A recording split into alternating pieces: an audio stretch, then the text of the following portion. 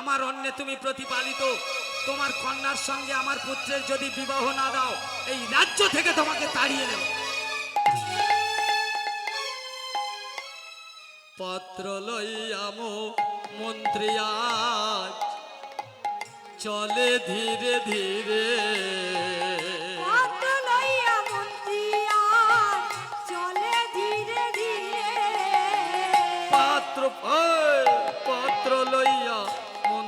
আজ চলে ধীরে ধীরে,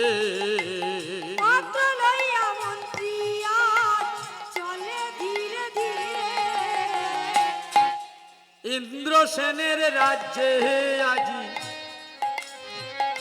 এই যে বাবা রামায়রা, ইন্দ্রসেনের রাজ্যে যখনই পদার্পণ করবে সেখানে অবিস্ময় ঘটনা ঘটছে। অবিস্ময় ঘটনাটা কি বলুন তো? সেখানে গিয়ে দেখা যাচ্ছে নিমন্ত্রণ পত্র পৌঁছাবার আগে মেয়েটার ওজন হচ্ছে একটা ফুল দিয়ে একটা মেয়ের ওজন। রাজা চমকে উঠেছে, এ কি? কে তুমি? এখানে প্রবেশ করলে কি করে? আমি সুরসেন রাজ্যের মন্ত্রী। ও আচ্ছা আচ্ছা আচ্ছা, আপনি আসুন আসুন আসুন। কিন্তু আমার এখানে আসাটা আপনার এখন উচিত হয়নি। কেন? কারণ আপনি দেখতে পাচ্ছেন না আমার কন্যা প্রতিদিন একবার করে তুলা যন্ত্রে মাপা হয়। আমার কন্যা কোনোদিন কোনো পুরুষের মুখ দর্শন করেনি। অতএব আপনার এখানে আসা উচিত হয়নি। যাই হোক, এসেই যখন পড়েছেন বলুন কি করতে হবে। বলছে রাজামশাই পত্র পাঠিয়েছে, পত্রটা দেখতে পারেন। যখন এই পত্রটা দিয়েছে রাজা চমকে উঠেছে ইন্দ্রসেন। এখানে না বলার জায়গা নেই, কিন্তু আমার ললিতাকে ওই রাজ্যে তুলে দিতে হবে যে রাজা আমার জোর করে বশীভূত স্বীকার করে রেখেছে, যার বশ্যতা স্বীকার করে আমি বেঁচে আছি তার কাছে। হে ভগবান, এ তোমার কেমন পরীক্ষা! যদি আমি আমার কন্যাকে না দিই তাহলে আমাকেই বিতাড়িত করবে। পারিষদ বর্গ সবাই বলে উঠল, মহারাজ, কন্যার কপালে যা লেখা থাকবে তাই হবে, তবে ও হলো সতী পতিব্রতা কন্যা। সতী রানী, সতী রানী লীলাবতী না,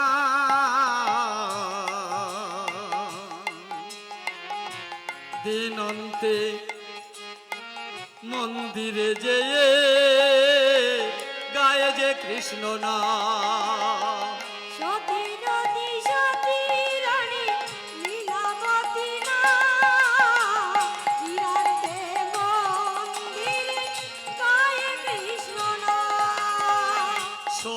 রানী, সতী রানী লীলাবতী না,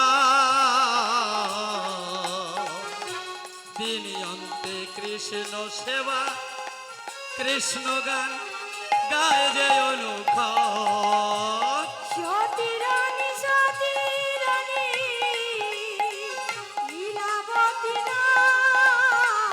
নিতাই গৌর ব্রহ্মানন্দে হরি হরি বল। কৃষ্ণ গান কৃষ্ণ প্রাণ, কৃষ্ণ সেবা করে, কৃষ্ণ ধ্যান কৃষ্ণ প্রাণ, সেবা যত্ন করে।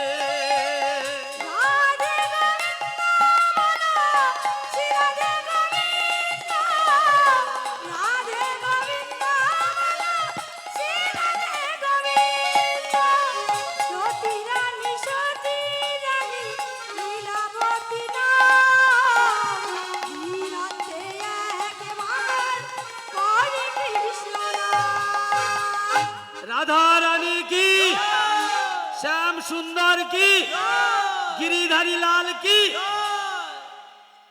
ভক্তমন্ডলী, ভক্তিমতী মায়েরা, বংশে যদি একজন সুকন্যা বা সুপুত্র জন্মায়, সেই পুত্র হতে সেই বংশের মুখ উজ্জ্বল হয়। যদি সেই পুত্র হোক আর কন্যা হোক কৃষ্ণ ভক্ত হয়। আর কৃষ্ণ ভক্ত যদি না হয় সংসারে অশান্তি যাবে না। মেয়েটা এত কৃষ্ণকে ভালোবাসে, বাবা কার হাতে তুলে দিচ্ছে দেখেছেন? মেয়েটার বাবা রাজি হয়ে গেল ইন্দ্রসেন। শুভ দিন শুনো, শুভক্ষণে এইবার চতুর্দিকে সানাই বেজে উঠেছে, বর আসবে, সানাই বাজছে, শাঁখ বাজাচ্ছে, উলুধ্বনি হচ্ছে।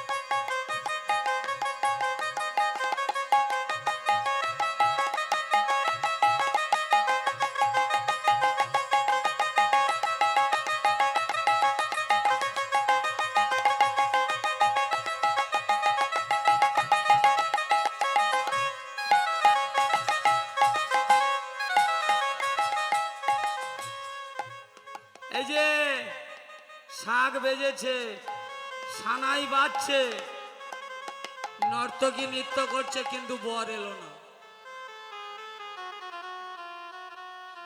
এবার কি হবে বলো তো, কি হবে? শাঁখ বেজেছে, সানাই বেজেছে, আসতে, কিন্তু বর আসেনি। ভক্তমণ্ডলী, ভক্তিমতী মায়েরা, ঠিক সেই সময় একজন খবর দিচ্ছে, রাজামশাই,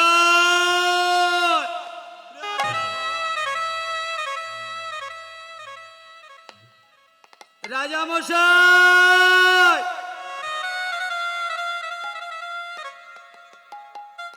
কি ব্যাপার, এত চিৎকার চেঁচামেচি কেন? বলছে রাজামশাই, একটা দুঃসংবাদ আছে। কি হয়েছে? আপনার জামাই বিয়ে করতে আসবে না। বলে কেন? বলছে আপনার জামাই এখন যোগে বসে আছে, যোগ না শেষ হলে সে নারী বদন দর্শন করবে না। বুঝতে পেরেছেন? যোগ না শেষ হলে নারী বদন দর্শন হবে না। তাহলে আমার মেয়ে লগ্নভ্রষ্ট হবে, আমার মেয়ের অবস্থাটা কি হবে?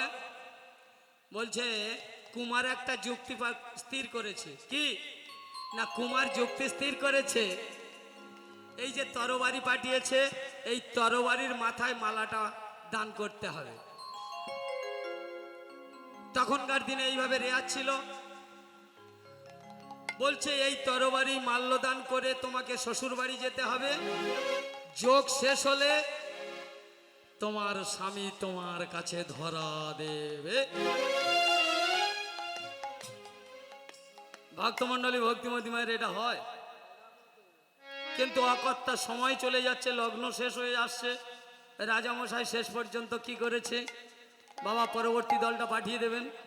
এইবার রাজামশাই কন্যার সঙ্গে সেই অস্ত্রটাকে বিয়ে দিয়ে শ্বশুর বাড়ি মেয়েটাকে পাঠিয়ে দিল।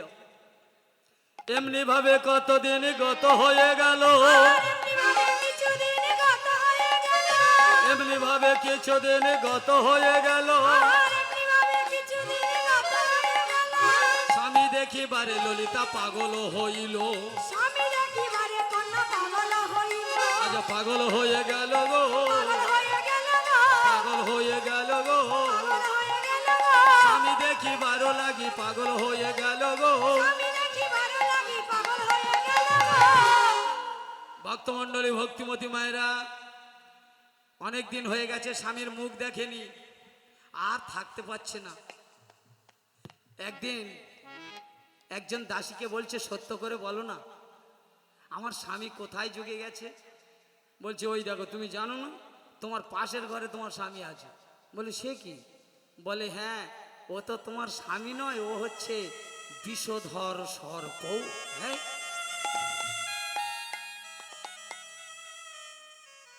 মেয়েটা চমকে গেল। চমকে গিয়ে ধীরে ধীরে যখনই দরজার কাছে গেছে, ছেলেটা মৃদু মৃদু কথা বলে ডাকছে, ললিতা।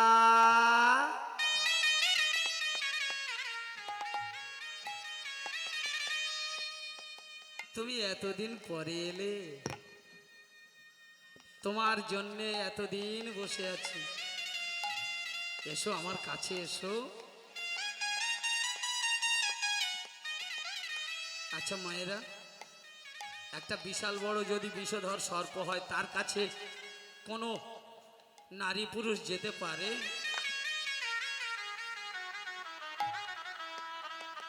কি হলো ললিতা, তুমি এসো আমার কাছে, আমি তোমার স্বামী, একবার এসো এসো। কথা বলতে বলতে মা গো, সাপটা দুলতে দুলতে গিয়ে ললিতাকে জড়িয়ে একেবারে মস্তকে ছোবল মেরেছে। মেয়েটা চিৎকার করে উঠে বলে, বাঁচাও ও গো স্বামী গো।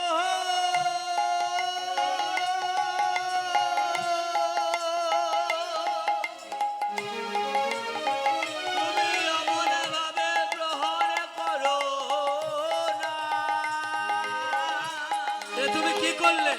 ও গো স্বামী গো,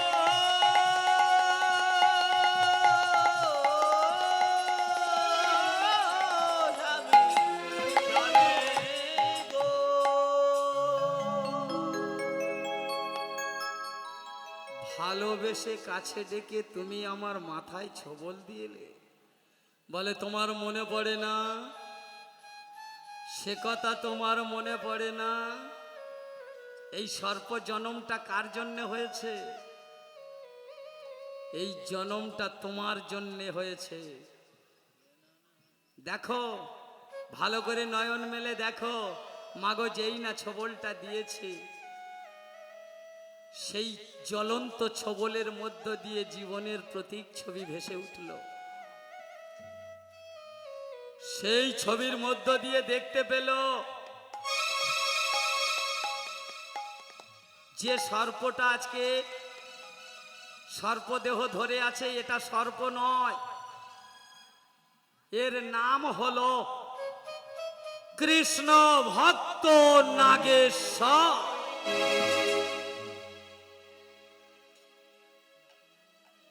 যখন নাগেশ্বর মহাদেবের কাছে শিষ্য রূপে দীক্ষা গ্রহণ করেছে, সেই সময় মেনকা অপ্সরী ওখান থেকে যাচ্ছিল। তার উরুর কাপড়টা সরে গেল।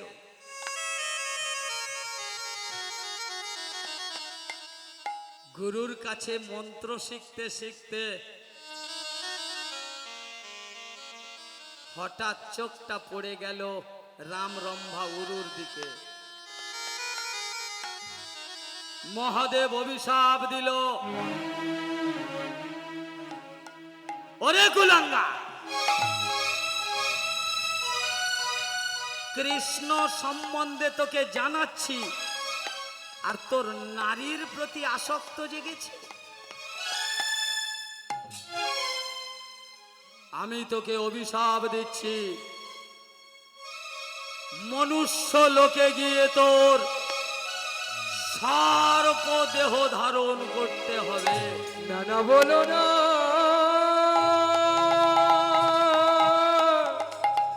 তুমি বলো না,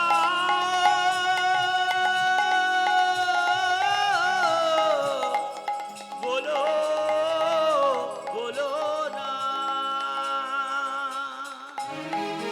যখনই অভিশাপটা দিয়েছে, সঙ্গে সঙ্গে নাগেশ্বর সেই মেনকার দিকে তাকিয়ে বলে উঠল, শোনো মেনকা, তুমি আমার শিষ্যত্ব নষ্ট করে দিয়েছ, আমার শক্তিকে ক্ষয় করেছ, আমিও তোমায় অভিশাপ দিচ্ছি, তোমার প্রতি যখন আকৃষ্ট হয়ে আমার শক্তি ক্ষয় হয়েছে, তুমি রাজার ঘরে জন্ম নেবে, নাম হবে তোমার লীলাবতী, তুমি হবে আমার স্ত্রী।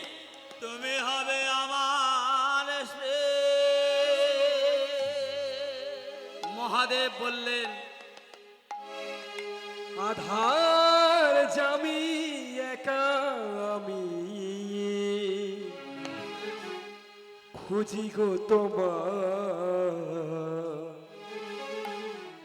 হাতে ধরে পার করে নিও গো আমার দয়া, হাতে ধরে পার করে নিও গো আমার। ওগো আধার যাবে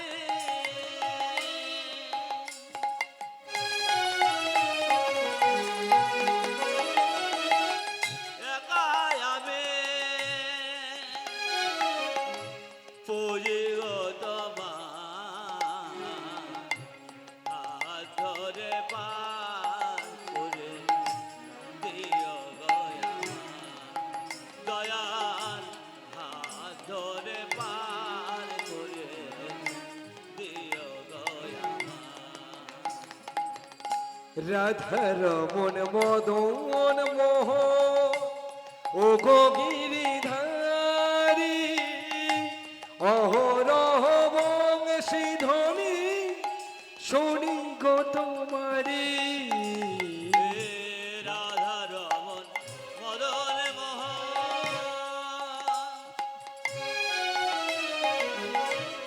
ও হে গিরিধারী, রহ রহ বংশী ধ্বনি শুনি গো তোমারে। ও চরণে ভক্ত জনে, ও চরণে ভক্ত জনে, ভক্ত জনে দিও গো দেখা। হাতে ধরে পার করে দিও গো আমার দয়াল, হাত ধরে পার করে দিও গো ওই ও গো কৃপাময়,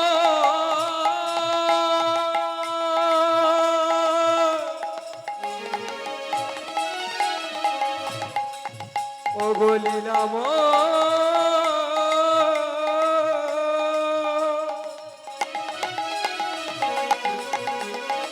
হে লীলাময়,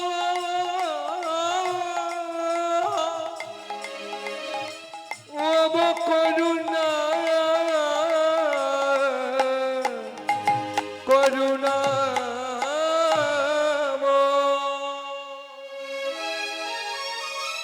আপনাদের কাছে একটা কথা জানাবো, আমার সময় শেষ হয়ে গেছে, আমার শরীরটা খুব ক্লান্ত, আমি আর গানটাকে নিতে পারছি না, আমার প্রচণ্ড মাথার প্রবলেম হচ্ছে, আপনারা একটু ম্যানেজ করে নেবেন, আপনাদের পায়ে ধরে অনুরোধ করছি। আমি কথা বলছি, আমি আর দাঁড়াতে পারছি না, একটু কটা গান করে বাবা দলটা আসা পর্যন্ত একটু ম্যানেজ করে দাও, আমার একদম, আপনারা কিছু মনে করবেন না। আপনাদের পরবর্তী পায়ে ধরে- কীর্তনিয়াকে আসরে আসার জন্য একটু অনুরোধ করা হচ্ছে, পরবর্তী কীর্তনিয়াকে অবশ্যই একটু আসার জন্য অনুরোধ করা হচ্ছে, উনি একটু অসুস্থ আছে। আপনাদের পায়ে ধরে অনুরোধ করছি। কৃষ্ণ বলে দুটো বাহু তুলে চলো রে মন বৃন্দা